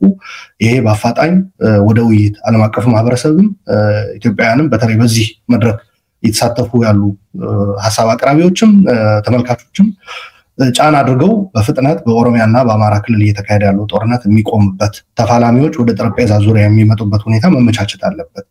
ያቱ እልቂቱ በጣም የከፋ የእርስ በርስ ጦርነት መሆኑ ደግሞ ወንድም ከወንድሙ ጋር ነው እየተገዳደለ እየተላለቀ ያለው። በዚህ ምክንያት ደግሞ ህዝቡ ከቦታ ቦታ መንቀሳቀስ አልቻለም፣ ማምረት አልቻለም። በተቻለ መጠን ደግሞ ያገኘውን እድል ተጠቅሞ ያመረተ ደግሞ አጓጉዞ ሸጦ እንትን ማለት አልቻለም። ልጆቹን ወደ ትምህርት ቤት መላክ አልቻለም። ትምህርት ቤቶች ወድመዋል። ከቦታ ቦታ መንቀሳቀስ በጣም በኢትዮጵያ ብርቅ ሌክዠሪ የሆነበት ሁኔታ ነው የተፈጠረው። ይህን ማለት አለበት። ከዚህ በተጨማሪ ያው ከትግራይ እንደ መገኘቴ መጠን የትግራይ ሰው እንደመሆኔ መጠን በትግራይ ደግሞ የነበረው ጦርነት ያስከፈለን ዋጋ ሁሉም ኢትዮጵያዊ የሚረዳው ነው። 1 ሚሊዮንና ከዛ በላይ ሰው ጠፍቷል። ሀብት በቢሊዮኖች ወደ አንዳንዶቹ በትግራይ ብቻ እስከ 80 ቢሊዮን ዶላር የሚሉት አሉ። አንዳንዶቹ ደግሞ አጠቃላይ በሶስቱ ክልሎች በትግራይ 30 ቢሊዮን፣ በአማራ ክልል 20 ቢሊዮን፣ በአፋር ክልል 10 ቢሊዮን ወደ 60 ቢሊዮን ዶላር እንደወደመ ያስቀምጣሉ። እና ይሄ ጦርነት በሰላም ስምምነት ቢቋጭም አሁን ተመልሶ ጦርነት የሚያገረሽበት ሁኔታ ምልክቶች እየታዩ ነው ያሉት። በተለይ ከጎረቤት ሀገር ኤርትራ ጋር በተያያዘ ደግሞ ፍጥጫው በጣም እየከረረ ሄዷል። ይሄ ፍጥጫ ደግሞ ያው የጦርነት አውድማው ትግራይ የመሆን እድሉ ሰፊ ነው፣ ምንም ጥያቄ የለውም። በተለይ ትግራይ ውስጥ ያሉ ፖለቲካ ተዋናዮች በዋናነት ህወሓት በፖለቲካ ውድቀት ምክንያት ለሁለት ተሰንጥቆ ወደ ወታደራዊ አመራሩም ጭምር በመጋባቱ ውድቀቱ ማለት ነው ከኮር በላይ የሚባሉ የቲዲኤፍ አመራሮች በወሰኑት የተሳሳተ ስሌት በቲዲኤፍ ውስጥ ራሱ መከፋፈል ተፈጥሮ ሌላ ታጣቂ ኃይል በትግራይ በሁለት እንትን ማለት ነው ጎራ ተከፍሎ የተፋጠጠበት ሁኔታ ነው። ኢንትራ ትግራይ ኮንፍሊክት የመፈጠር እድልም አለ። የኢንትራ ትግራይ ኮንፍሊክት ደግሞ በሶስት ደረጃዎች በአንደኛ ሁለት አካላት በሁለት ከኋላ እየገፉ ትግራይን ከትግራይ የማጋጨት ጦርነት ውስጥ የመክተት፣ ሁለተኛ እነዚህ ኃይሎች ወደ ጦርነት ሲገቡ ራሳቸው ደግሞ ትግራይ በሁለቱም ሳይድ ተሰልፎ የነሱን ጦርነት እንዲዋጋ የማድረግ፣ ሶስተኛ ደግሞ በሶስተኛ ደረጃ የውክልና አጠቃላይ በቀጠናው ያለ የውክልና ጦርነት ላይ ትግራይ ተሳታፊ በማድረግ ትግራይን የማውደም አቅጣጫ ነው እየተካሄደ ያለው። በዋናነት ይህ የሰላም ይምጣ ጦርነት ይቁም አገዛዝ ይብቃ ጉዳይ ትግራይን ደግሞ ካሁን በፊት በከፈለው ዋጋ አሁን ጦርነት መሸከም የሚችል ጫንቃ አለ ብለን አናምንም። ይሄ በነገራችን ላይ ከትግራይ ስለተገኘ ብቻ አይደለም፣ ከትግራይ ውጭ ያሉ ኢትዮጵያውያን ወንድሞችን በተደጋጋሚ የተናገሩት ነገር ነው። የትግራይ ህዝብ አሁን አንድ ጥይትም መተኮስ የለበትም ትግራይ ላይ ጦርነቱ መሸከም የሚችልበት ጫንቃ የለም፣ ወድሟል። ስለዚህ የህወሓት አመራሮች እንደተጋበዙ አቶ ልደቱ ቅድም ገልጿል፣ ቢገኙ ይመረጥ ነበር። አስተውለው ይህንን ልዩነት አጥብበው ጦርነቱን ማስቀረት መቻል አለባቸው፣ በትግራይ ሊከሰት የሚችለው ጦርነት ማለት ነው። ከዛ በተጨማሪ ደግሞ የተለያዩ ኃይሎች በተለይ የኢትዮጵያና የኤርትራ መንግስታት፣ በተለይ የኤርትራ መንግስት ጦርነቱ ወደ ትግራይ እንዲመጣ በጣም ትልቅ ጥረት እያደረገ ነው። ፌደራል መንግስት ደግሞ ይሄንን ሳያገናዝብ በብልሃት ሳያይ ወደዚህ ወጥመድ ሰተት ብሎ እየገባ መንገድ መዝጋትም ጀምሯል። መንገድ መዝጋት የምን ምልክት እንደሆነ እናውቀዋለን ሁላችን። 2013 ዓ.ም ላይ በመንገድ መዝጋት ምልክቶች የተጀመረ ነው። እልም ያለ ጦርነት ውስጥ ተገብቶ ጀነሳይዳል በሆነ እንትን ከፍተኛ እልቂት 1 ሚሊዮን ወገኖቻችን ያጣ ነው ማለት ነው። አንዴ ከተኩል ይቀርሃል። ኦኬ ስለዚህ ይሄንን አደራ ማለት ፈልጋለሁ። በዚህ ረገድ በተለይ ትግራይ ላይ ያለው ፍጥጫ ሌላውንም የሚነካ ስለሚሆን ካሁን በፊትም የተካሄደው ጦርነት ሁሉንም ዋጋ ያስከፈለ ስለሆነ እዚህ የተገኛችሁ ወገኖች ትግራይ ላይ ያለው ሁኔታ ልብ ብላችሁ ወስዳችሁ እዛ ላይም ጫና እንድታደርጉ ጥሪን ማቅረብ ፈልጋለሁ። ጦርነት ይቁም፣ ሰላም ይምጣ፣ አገዛዝ ይብቃ። አገዛዝ ሳያበቃ ሰላም የማይታሰብ ነገር ነውና ወንድሞቻችንን ወደው አይደለም አንዳንዶቹ እየተፋለሙ ያሉት ያገዛዝ እንትን በኢትዮጵያ አለማብቃቱ ያገዛዝ ስርዓት አለማብቃቱ የፈጠረው ነውና እሱም ላይ እኔ በዋናነት ሰላማዊ ትግል ነው አሁን እንትን ማረገው መደግፈው። ስለዚህ በዚህ ሰላማዊ ትግል የምትሳተፉ ወገኖች በመታደርጉት ጥሪ ሁሉ ከጎናችሁ እንደሆንኩ መግለጽ ፈልጋለሁ። ለመሳተፍም ዝግጁ ነኝ። አመሰግናለሁ። እሺ በጣም እናመሰግናለን። 46 ሰከንድ አትርፈህልናል። እንግዲህ ሌሎች ተናጋሪዎችም አሉ በስፋት እንግዲህ ገና እየጀመርን ነው ማለት ይቻላል። ግን ገና ከመጀመሩ በነገራችን ላይ አሁንም ከበርካታ የኢትዮጵያ አካባቢዎች ዩቲዩብ እንዳይሰራ የተደረገባቸው አካባቢዎች እንዳሉ፣ ኢንተርኔት እንዳይሰራ የተደረገባቸው አካባቢዎች እንዳሉ፣ ከሌላው በተለየ ኢንተርኔት በእጅጉ እንዲደክም የተደረገባቸው አካባቢዎች እንዳሉ በስፋት መልእክት እየተቀበልን ነው። ይህንን ነው መጀመሪያም ስንል የነበረው። አገዛዙ ገና የትብብር የዜጎች ትብብር የዜጎች በጋራ መሰባሰብ ሲመጣ ይሸበራል። ምክንያቱም ዜጎች ከተባበሩ አገዛዝነት ስለማይሰነብት ማለት ነው። እና አሁንም እያየን ያለነው ያንን ነው። እንግዲህ ይሄ የሚያሳየን ነገር አለ። ምን ያህል ትግሉ ገና ከጅምሩ አገዛዝን በማሸበር ረገድ እንዲርድ በማድረግ ረገድ እንዴት ውጤታማ እንደሆነ ያሳያል ብዬ ማምናለሁና ብርታት ሊሆነን ይገባል። ይሄ ድምጻችንን ለማሰማት ትክክለኛው ፓት ላይ መሆናችንን ሊነግረን ይገባል ብዬ ስለማስብ ነው። ይሄንን መልእክት አሁንም ከተለያዩ የኢትዮጵያ ክፍሎች መልእክታችሁን ላኩልን። ምንድነው የተቸገራችሁበት ጉዳይ የሚለውን እንደዚሁ ተመልከቱ፣ ላኩልን። አቶ ጀዋር መሐመድም አሁን እንዲሁ ያው እዚሁ ከኛው ጋር አለ፣ ግን ገጹ ላይ የደረሱትን መልእክቶች ጽፎ ተመልክቻለሁ። ከተለያዩ የኢትዮጵያ አካባቢዎች የዩቲዩብ ሊንክ እንዳይሰራ እየተደረገ ያለ መሆኑንም ጠቅሶ ጽፏል። እኔም ጋር የደረሰው ነገር እሱን ነው የሚያሳየው። ስለጻፈ ላንሳው ብዬ ነው እዚህ ላይ። አቶ ጀዋርም ንግግር ያደርጋል ከተወሰኑ ደቂቃዎች በኋላ። ስለዚህ እሱንም ተጠባበቁ። ሌሎች ብዙዎች አሉን እዚህ። አቶ ገዱም አሉ፣ አርበኛ ዘመነም ይናገራል። በኢትዮጵያ ውስጥ አሉ የምትሏቸው የፖለቲካ ፊገርስ ይናገራሉና ይህንን በየሚዲያው የምትከታተሉት ሁሉ እየተከታተላችሁ ያላችሁበትን ሚዲያ ሊንክ አሰራጩ። ወዳጆቻችሁ ይሄንን ትዕይንተ ህዝብ እየተከታተሉ እንዳለ አረጋግጡ። የዚህ ሰልፍ ታዳሚ ለመሆን ምንም አይጠይቅም። ይሄንን ርዕዮተ ዓለም አይገድበውም፣ ሃይማኖት አይገድበውም፣ አካባቢ አይገድበውም፣ አተያይ አይገድበውም እና ይሄንን ትዕይንተ ህዝብ ላለመካፈል ምንም ምክንያት የለም። አገዛዙ ብቻ ነው ይሄንን ትዕይንተ ህዝብ ወይም ገዢዎች ናቸው ይሄንን ትዕይንተ ህዝብ መካፈል የማይፈልጉት። በዛም ምክንያት ነው ህወሓትና ብልጽግና ያልተገኙት ብለን ነው የምናስበው። ለማንኛውም ቀጣዩ ተናጋሪያችን የሚሆኑት እዚሁ ላይ እየተመለከትኩ ነው፣ አቶ አማኑኤል ሞጊሶ ናቸው። አቶ አማኑኤል ሞጊሶ የወላይታ ብሔር ተወላጅ ናቸው። የወላይታ ብሔራዊ ንቅናቄም ሊቀመንበር ናቸው። 10 ደቂቃ አሉት አቶ አማኑኤል። አሁን ሀገራችን ባለችበት ሁኔታ ጦርነት እንዴት ሊቆም፣ አገዛዝ እንዴት ሊያበቃና ዘላቂ ሰላም እንዴት ሊሰፍን ይችላል የሚለውን የእርሶንና የንቅናቄውን ሐሳብ እንዲያቀርቡ ጋብዞታለሁ። 10 ደቂቃ አሉት። ይቀጥሉ አቶ አማኑኤል።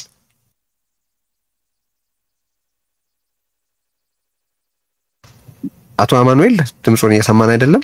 ዜና ሚዩት ነው ያለው።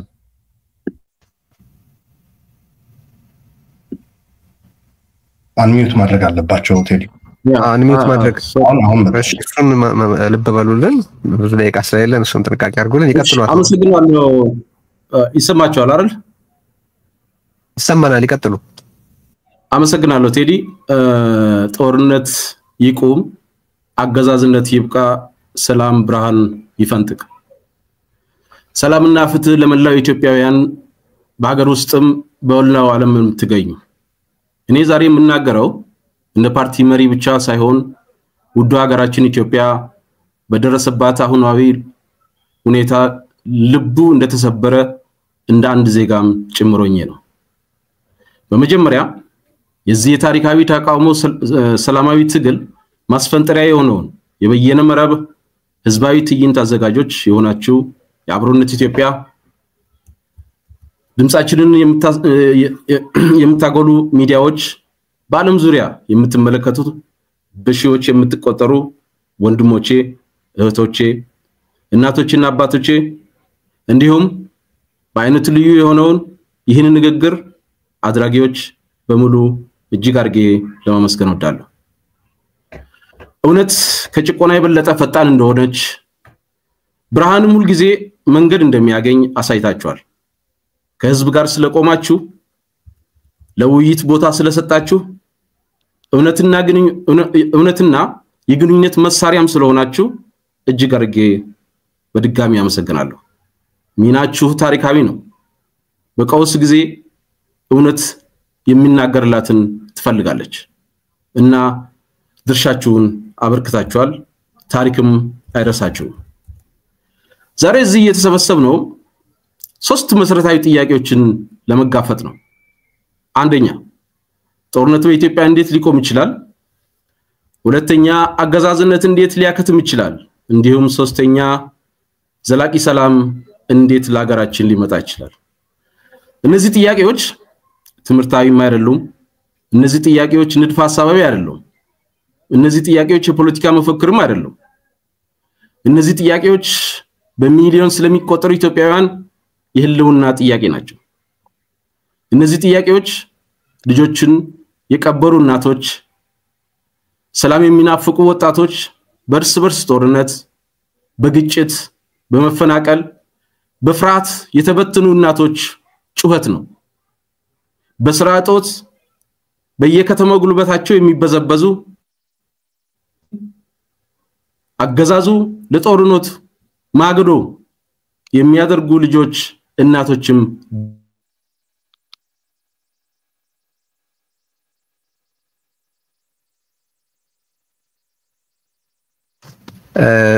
ተቋርጧል ይመስለኛል አይደለም? እየሰማናቸው አይደለም?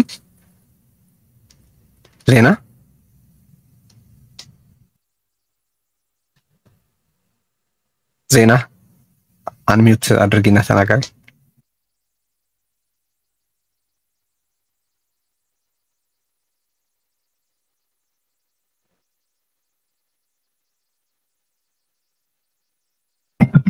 ኢንተርኔታቸው ተቋርጧል፣ ይቅርታ። እሺ እንግዲህ ይቅርታ እንጠይቃለን። ወደ የሚቀጥለው ተናጋሪ መሻገር ይኖርብናል፣ ምክንያቱም ብዙ ደቂቃ የለንም። መልእክታቸውን ቢጨርሱ እንወድ ነበር። በነገራችን ላይ አሁንም ብዙ መልእክት እየተቀበልኩ ነው። ኢንተርኔት እየሰራ አይደለም ማለት በብዙ ኢትዮጵያ አካባቢዎች ዩቲዩብ ብሎክ ተደርጓል። በአንዳንዶች ቦታዎች በጣም ኢንተርኔት ተዳክሟል። በሌሎች አካባቢዎች ደግሞ ልዩ ልዩ እንቅፋቶች እየተፈጠሩ ነው፣ በግልጽ የሚታይ ማለት ነውና ዜጎች ሳንጀምር አሸንፈናል። የመጀመሪያው ቢያንስ አገዛዝን መገዳደር ችለናል በመሰባሰባችን። ይሄ በጋራ መሰባሰባችን ምን ያህል ኃይል እንደሆነ የሚያሳይ አንድ ተጨባጭ ምሳሌ ሆኖ ሊቀርብ የሚችል ነው ብዬ አስባለሁኝ። ግን ቪፒኤን መጠቀም እንድትችሉ ብዙዎች አስተያየታቸውን እየሰጡ ነው። እሱን ማሳሰብ ወዳለሁኝ። የምትከታተሉበትን ሚዲያ እየተከታተላችሁ ሊንኩን የዚህ ትዕይንተ ህዝብ ተሳታፊ ላይሆኑ ይችላሉ ብላችሁ ለምትጠረጥሯቸው ሁሉ ላኩላቸው። የዚህ ትዕይንተ ህዝብ አባል መሆን ፍትህ ወዳድነት፣ ሰላም ወዳድነት፣ ነፃነት ወዳድነት ነው። ሌላ ምንም የርዕዮተ ዓለም፣ የብሔር፣ የፖለቲካ አመለካከት፣ የአካባቢ፣ የሃይማኖት ወዘተርፈ ልዩነት በዚህ ትዕይንተ ህዝብ ውስጥ ከመታደም የሚያግድ አይደለም። ስለዚህ እንግዲህ ቀጥሎ ዶክተር ሰይፈ ስላሴ አያሌው ከእናት ፓርቲ መልእክት ያስተላልፉልናል። ሊቀመንበር ናቸው የእናት ፓርቲ።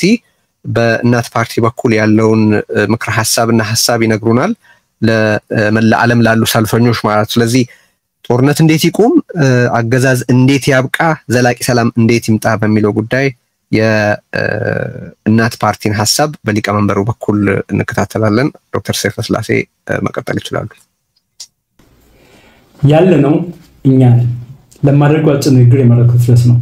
የተከበራችሁ በአገራችን ኢትዮጵያ ውስጥና በተለያዩ ዓለማችን ጥጎናችሁ የመርሃ ግብር የታደማችሁ ኢትዮጵያ ወገኖቼ የአክብሮት ሰላምታዬ በያላችሁበት ይድረሳችሁ። በጥንታዊ ስልጣኔ የምትታወቅና ከ3000 ዓመታት በላይ ስርዓተ መንግስት ዘግታ የምትተዳደረው ሀገራችን ኢትዮጵያ በጥንታዊ ስልጣኔና መንግስትነት ከሚታወቁ ጥቂት ዓለማችን ሀገራት ተርታ ብትሆንም ዛሬ ላይ የምትታወቀው በዚህ አኩሪ ጎኗ ሳይሆን ለተከታታይ 10 ዓመታት ባጎናጸፍናት አሉታዊ ገጽታዋ ነው። ወቅትን እየጠበቀ በአገራችን የሚከተለው ድርቅ ዝናብ ጠብቆ የግብርና ስራውን በሚያካሄዱ ወገናችን ላይ በሚያሳርፈው አለንጋ አገራችን ላይ በተደጋጋሚ ጊዜያት የተከሰቱ የረሃብ አደጋዎች አገራችን ኢትዮጵያ የሀብት ተምሳሌ ተደርጋ በዓለም እንድትታይ ምክንያት ሆኖ እንደነበር የቅርብ ጊዜ ትውስታችን ነው። የውጭ ወራሪዎች በተደጋጋሚ ጊዜያት ሊያደርሱብን የሞከሩትን ጥቃት ተከትሎ አገራችን በታሪኳ በተለያዩ ጊዜያት ጦርነት ውስጥ ገብታ ወራሪዎችን እንዳያመጣጣቸው ስትመልስ ኖራለች። በሀገር ውስጥ ለኤርትራ መገንጠል በቀዳማዊ ኃይለ ሥላሴ ዘመን የተጀመረው የእርስ በርስ ጦርነት ከደርግ ወደ ስልጣን መምጣት በኋላ በህወሓት ኦብነግ ወዘተ ተቀጥሎ ዛሬ ድረስ የዘለቁት የእርስ በርስ ጦርነቶች ባለሙያዎች ጥናት አድርገው ግኝታቸውን የሚገልጹ ነው።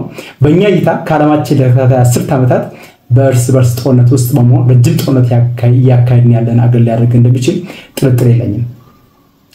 የ1966 አብዮትና የተከተልነው ግራ ዘመን ፖለቲካ ዜጎችን ጨቋኝና ተጨቋኝ፣ በዝባዥና ተበዝባዥ፣ አዳሪና ተራማጅ፣ ነጭና ቀይ ወዘተ እያለ መከፋፈልና በሀገራችን የእኛና የእነሱን ስርዓት በመፍጠር እንቁ የሀገራችን ጭንቅላቶችን እነሱዎችን ለአሰቃቂ ግድያና ለማያባራ እልቂት ዳርጓል። ይኸው በመደብና ፖለቲካ አመለካከት በእኛና እነሱ ከፋፍሎ ኢትዮጵያን እርስ በርስ ያፋጃ አብዮት በ1983 ዓ.ም ህልውናው ሲያበቃ ክፍሉ ከመደብ ወደ ጎሳ ተለውጦ ጨቋኝና ተጨቋኝ ጎሳ በመፍጠር በጨቋኝነት የተፈረጀው ማህበረሰብ አባላት ላይ በተለያዩ ቦታዎች አሰቃቂ እልቂት መድረሱ የማይካድ መራራ ሀቅ ነው። በመደብኛና እነሱ መከፋፈል የጀመረች ሀገራችን ኢትዮጵያ በብሔር ብሔረሰብኛና እነሱ ተከፋፈለች። ልጆቿን ጎራ ለይተው እየተጠፋፉም ይገኛሉ። አንዱ ሌላው ላይ ቀንበር የመጫን ስርዓትም ተዘረጋ። በ2010 የተከሰተውን ህዝባዊ አመጽ ተከትሎ በኢህአዴግ ውስጥ የተከሰተው ለውጥ ወደ መቀሌ የተሰባሰበው ህወሓት ጥቅምት 24 ቀን 2013 በመከላከያ ሰራዊት የሰሜን እዝ ላይ የሰነዘረውን ድንገተኛ ጥቃት ተከትሎ የተቀሰቀሰው የሰሜን እርስ በርስ ጦርነት 1 ሚሊዮን የሚጠጉ ዜጎቻችንን ህይወት ከቀጠፈና በመንግስት አዛዥ መረጃ 1 ትሪሊዮን ተኩል የሚገመት የንብረት ውድመት ካስከተለ በኋላ ፕሪቶሪያ ላይ በተደረሰው የሰላም ስምምነት መቋጨቱን ሁላችንም የምናስታውሰው ነው። የሰላም ስምምነቱ ቢያንስ የትግራይ እናቶች፣ የአማራ እናቶችና የአፋር እናቶች በልጆቻቸው ሞት ምክንያት የሚደርሳባቸውን ዋይታ አስቁሟል። የጠመንጃ ድምፅም ጸጥ እንዲል አድርጓል። የኦሮሞ ነጻነት ግንባር ከኤርትራ ወደ ኢትዮጵያ መግባት ተከትሎ የደረስንበት ስምምነት አልተከበረም በሚል ምክንያት ቀድሞውንም ወደ ሀገር ሲገባ ያልፈታውን ትጥቅ ይዞ ወደ ኦሮሚያ ገጠራማ አካባቢዎች የዘለቀው የኦሮሞ ነጻነት ሰራዊት ከፌዴራል መንግስቱ የጸጥታ ኃይሎች ጋር ላለፉት 5 ዓመታት በላይ እያካሄደ ያለው ውጊያ የኦሮሚያ ክልል ነዋሪዎችን ደፋክቶ በሁለት አገዛዝ ስር እንዲወድቁ አድርጓል። ከሁለቱም ወገን በህዝቡ ላይ የሚደርሰው ግፍና ሰቆቃ በክልሉ የሚኖሩ ህዝባችን ዕለት ዕለት የመከራ ጽዋ እንዲጎነጭ አድርገው ሲሆን ቀደም ሲል በተጠቀሰው የጨቋኝ ተጨቋኝ ትርክት ጨቋኝ ተብሎ በተፈረጀው ጎሳ አባላት በአማራው ማህበረሰብ ላይ ደግሞ በተለያዩ ጊዜያት የጅምላ እልቂት እንዲደርስ ሆኗል። ላለፉት 3 ተኩል 10 ዓመታት በጨቋኝ ተጨቋኝ ትርክቱ ጨቋኝ ተብሎ የተፈረጀውና በተለያዩ የሀገራችን ክፍል የሚኖረው አማርኛ ተናጋሪ ማህበረሰብ አልፎም አማራ ተብሎ በተከለለ ክልል ውስጥ የሚኖረው ጭምር ስርዓታዊና ስልታዊ የሆነ ጥቃት ሲደርስበት ቆይቷል። በዚህም በማንነቱ ምክንያት ይፋዊ ጥቃት ሰለባ እንዲሆን ተደርጓል። በየቦታው የሚደርስበት ግድያና መፈናቀል ወደ ዋና ከተማ አዲስ አበባ እንዳይገባ በተለያዩ ምክንያቶች በሚደረጉ ክልከላዎችና በመሳሰሉት የአማራው ጎሳ ከፍተኛ የህልውና አደጋ እንደተጋረጠበት ያመኑ በ2015 የተደረገውን የክልል ልዩ ኃይል መፍረስ ተከትሎ ጠመንጃ በማንሳት በፋኖነት ተደራጅተው የህልውና ትግል ከጀመሩ 2ኛ ዓመት የተገባደደ ሲሆን በዚሁ ጊዜ ቁጥሩ ቀላል የማይባል ዜጋ በተለያዩ ጊዜያት በድሮንና በከባድ መሳሪያ ተጨፍጭፏል። በተቃራኒ ወገኑ ከሚወጋው የመከላከያ ሰራዊት ቀላል የማይባል ሞቷል፣ ቆስሏል። የክልሉ ማህበራዊ ኢኮኖሚ እንቅስቃሴ በእጅጉ እንዲገታ ሆኗል። ተማሪዎች ከትምህርት ገበታቸው ተፈናቅለዋል። ህሙማን ተገቢውን የሕክምና አገልግሎት የማያገኙበት ሁኔታ ተፈጥሯል። የዘረዘርኳቸውና ህዝባችን የሚያውቀው እነዚህ ችግሮች አገራችን ያለችበት ካለው መከራ ዋና ዋናዎቹ ሲሆኑ የግጭቶች ብዛትና አይነት እንዲሁም እየደረሰ ያለው መከራ ከዚህ በእጅጉ የላቀ መሆኑን እያንዳንዱ ኢትዮጵያዊ የሰወረ አይደለም። በፕሪቶሪያ ድርድር ከተቋጨው የሰሜኑ ጦርነት ትምህርት መውሰድ ባለመቻል ዛሬም በተለያዩ አካባቢዎች በሚደረጉ ጦርነቶች ኃይልን ብቸኛ ችግራችን መፍቻ በማድረግ የድርድር አማራጭ እንዳይነሳ ተፈልጓል። በዚህ መልክ በኦሮሚያ ከ5 ዓመታት የዘለቀ ዕድሜ ያስቆጠረው ውጊያ ዛሬም እንደቀጠለ ሲሆን በአማራ ክልልም በተመሳሳይ መልኩ 2 ዓመት የዘለቀው ውጊያ ዕለት ዕለት የዜጎቻችን ህይወት በመቅጠፍ ላይ ይገኛል። እዚህም እዚያም የሚደረጉ ውጊያዎችን ጭፍጨፋዎችን ተከትሎ የሀገር ውስጥ ተፈናቃይ ቁጥር አገራችን በታሪኳ አይታው የማታውቀው ነው።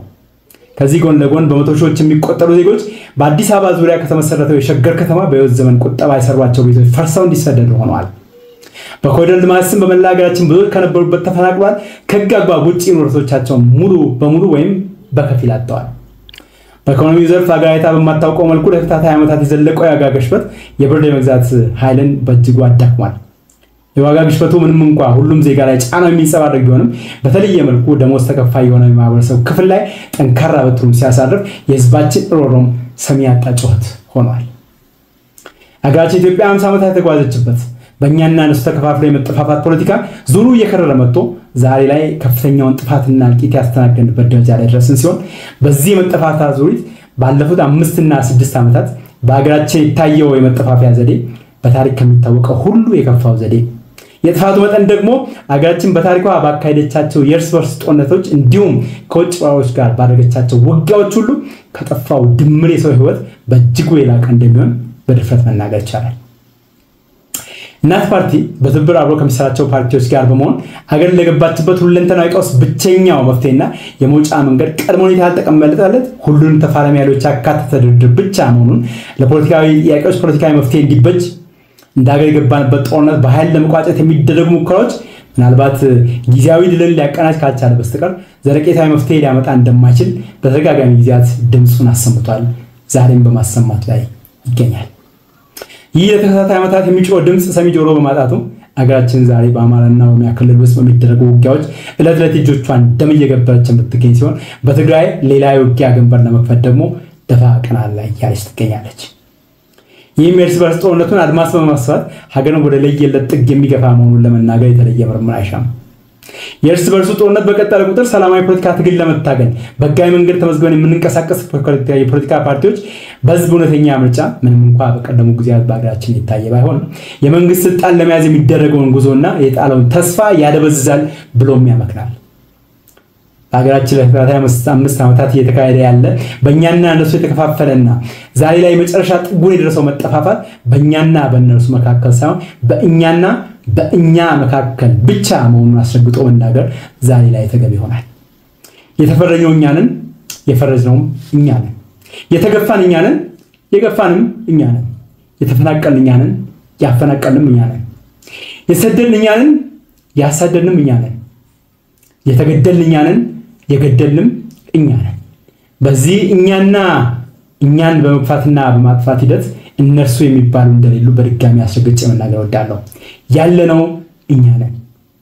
እንደ ሀገር ትናንት ከነበርንበት ዛሬ በእጅጉ ወርደን ግለሰባዊ ቡድናዊና መንግስታዊ አለመኔነት ተላብሰን የምንተላለቅና የምንጨራረስ የዓለም መሳቂያ መሳለቂያ የሆን ህዝብ ሆነን እንገኛለን። በዚህ የጥፋት ጎዳና አንድ ወንጀለኛ ሌላው ንጹህ ሆኖ ጣት የምንቀሳሰብበት ሁኔታ ከቶም አይኖርም። አጥፊም ጠፊም እኛ እንደሆን ሁሉ ለጥፋቱም ተጠያቂዎች እንዳገር ሁላችንም መሆናችንን መግለጽ ተገቢ ይሆናል።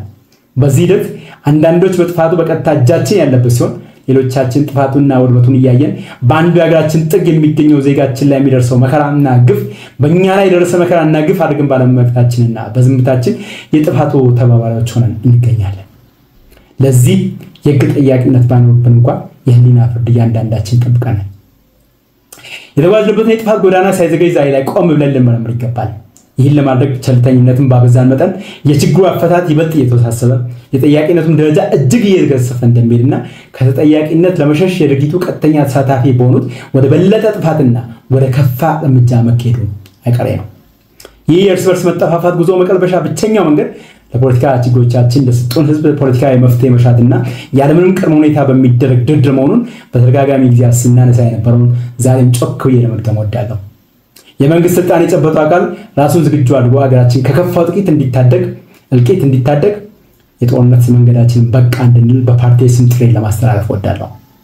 ይህን ጥሪ ተቀብለን ችግሮቻችን በድርድር መፍታት ባልቻልን መጠን አብሮን የዘለቀውና ዛሬ ላይ ከሮ ለመበጠስ ጫፍ የደረሰው ችግር እንደ ሀገር ከፍጻሜ እንደሚያመጣን አሳሳቢ አይሻም።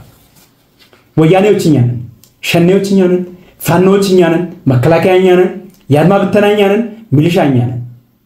እኛ ደግሞ የአንዲት ኢትዮጵያ ልጆች ኢትዮጵያውያን ስርዓት ለማጽናት በጠመንጃ አፈሙዝ ከምንነጋገር ሀገር ለማጽናት ዛሬ በጠረጴዛ ዙሪያ እንደራደር። ይህን በማድረግ ውድ ሀገራችን ከጥፋት እንታደጋለን። ይህን ባለማድረግ ሀገር እናፈርሳለን። አንድ የሚያደርገን ዳግማዊ ቴዎድሮስን ስንናፍቅ ለዘላለም እንኖራለን።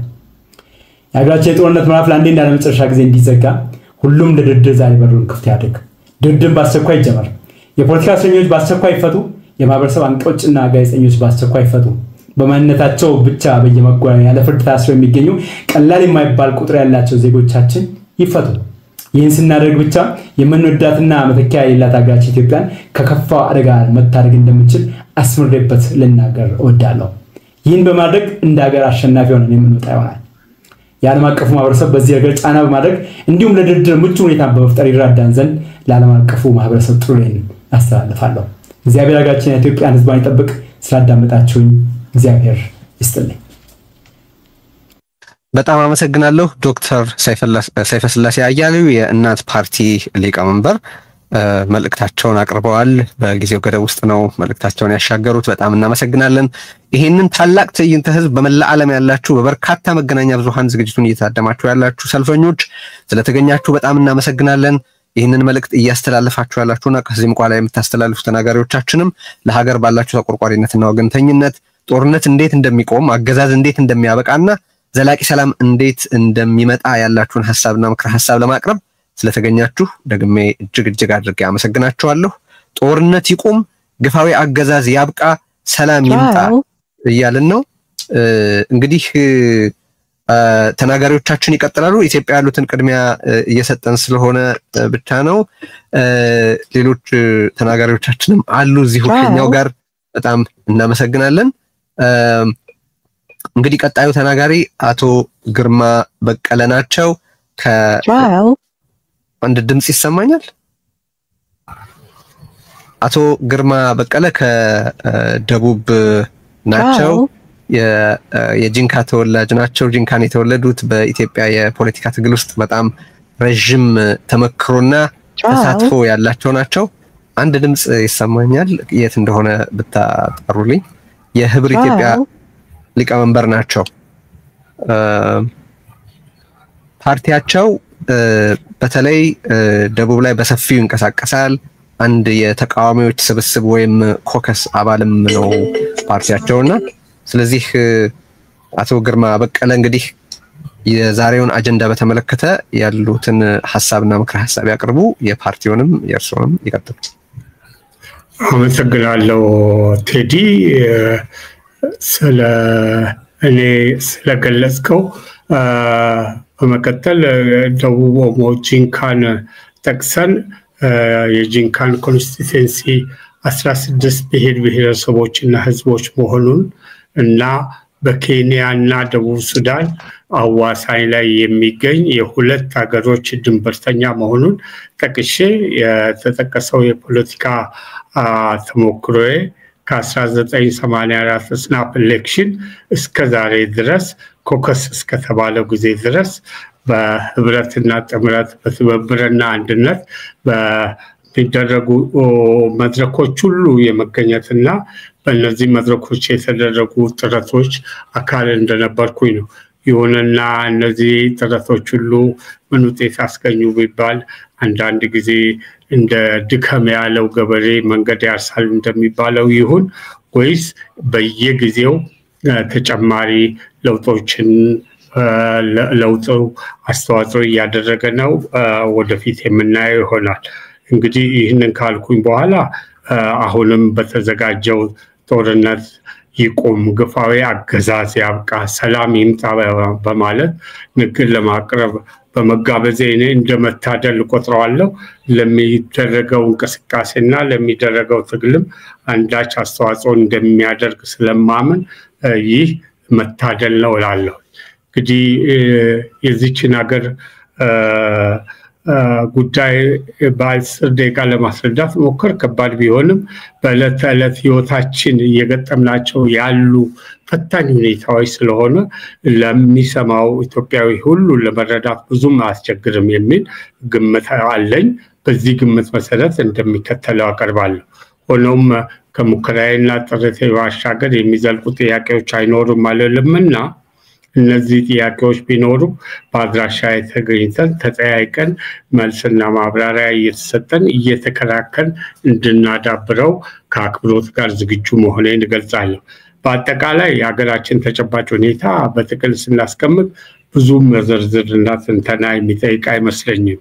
በዛሬ ላይ በአሁኑ ወቅት ሐኪሞቹን በኢትዮጵያ ውስጥ ትልቁን የተመረጠ የሚቀናበት ህይወት ይኖራሉ የሚባሉ ዶክተሮችን ጨምሮ ለየትኛው የህብረተሰብ ክፍል በኑሮ የሚገለጽ መሆኑን ሰሞነኛው የሐኪሞች ጥያቄ እውነታውን የሚያሳይ ስለሆነ ብዙ ትንታኔ የሚጠይቅ አይደለም። ስለዚህ ብዙ ሳንደክም መግቢያውን እናጠቃለውና ቀጥታ ወደ ገደለው እናምራ ልጆቼ አዲስ አበባዎቹ ልጆቼ ጋር ለመግባባት ያጠናሁት አራድኛ አገላለጽ ነው። እንግዲህ ጦርነት ለምን ይቆም? አንዱ ጦርነት ይቆም ብለናል። ለምን ይቆም ስንል የሀገራችን ዘመናዊ ፖለቲካ ከተጀመረበት ከ60ዎቹ ጀምሮ ሴራና ሸፍጥ፣ መጠላለፍና መወነጃጀል፣ አግላይ ጠቅላይ የፖለቲካ አስተዳደር የፖለቲካ እውቀትና ጥበብ ሆኖ የሚታይበት ዓለም በተለይም በሀገራችን ከጅምሩ የአስተሳሰብ ስር የሰደደ መሆኑ ፈተናችንን በእጅጉ አክብዶታል። ጦርነት ሁሉን ነገር የሰው ልጅ ህይወት የሚቀጥፍ፣ ሀብት ንብረት የሚያወድም፣ ልማት የሚገታ፣ ኑሮና ህይወት የሚያቃውስ በጥቅሉ ጎጂ መሆኑ ለማናችንም ግልጽ ነው። በተለይ ደግሞ የእርስ በርስ የወንድማማቾች ጦርነት ሲሆን የሚያስከትለውን ጥፋትና ውድመት መገመት ከባድ አይሆንም። ከሁሉም ወገን የሚሞተው የአንድ ሀገር ዜጋ ነው። የሚጠፋውና የሚባክነው የሚወድመው ከሁለቱም ወገን ለጦርነቱ የሚወጣው ወጪ ሁሉ የሀገር ሀብት ነው። ከሁለቱም ወገን መንግስትም ሆነ ተቃዋሚ የሚተኩሰው ጥይት የሚያወድመው ለዚህ የሚወጣው ለሀገር ልማት የሚውል ሀብት በጀት ነው። ይህ ሁሉን ስንመለከት እርስ በርስ ለመተላለቅ ይህን ያህል ወጪ ማውጣትና በእንዲህ ያለ ልክ መገኘታችንና እርስ በርስ መጠፋፋታችን በእጅጉ ያሳዝናል። መንግስት በራሱ ዜጋ ተቃዋሚ ወንድሙን የሚገል ወታደር ይቀጥራል። ድሮንን ጨምሮ ዘመናዊ መሳሪያ በራሱ በህዝብ ገንዘብ ይገዛል። በሀገሪቱ በጀት ከፍተኛውን የሚበላው ከሀገሪቱ በጀት ከፍተኛውን የሚበላው ወገን እርስ በርሱ የሚጫረስበት በጀት ነው። በእጅጉ ያሳዝናል፣ ይዘገንናል። ታዲያ ይህንን አቁመን ይህንን ሁሉ ሀብትና ይህንን ሁሉ ያለ ስራ በጦር ሜዳ የሚባክን የወጣት ጉልበት ለልማት ብናውለው የቱን ያህል ልንጠቀም ነው? እንግዲህ ዝርዝሩን በኑራችን ላይ ያስከተለውን ጫና እናንተው አድማጮቻችንና የዚህ ትዕይንት ተሳታፊዎች ግለጹት።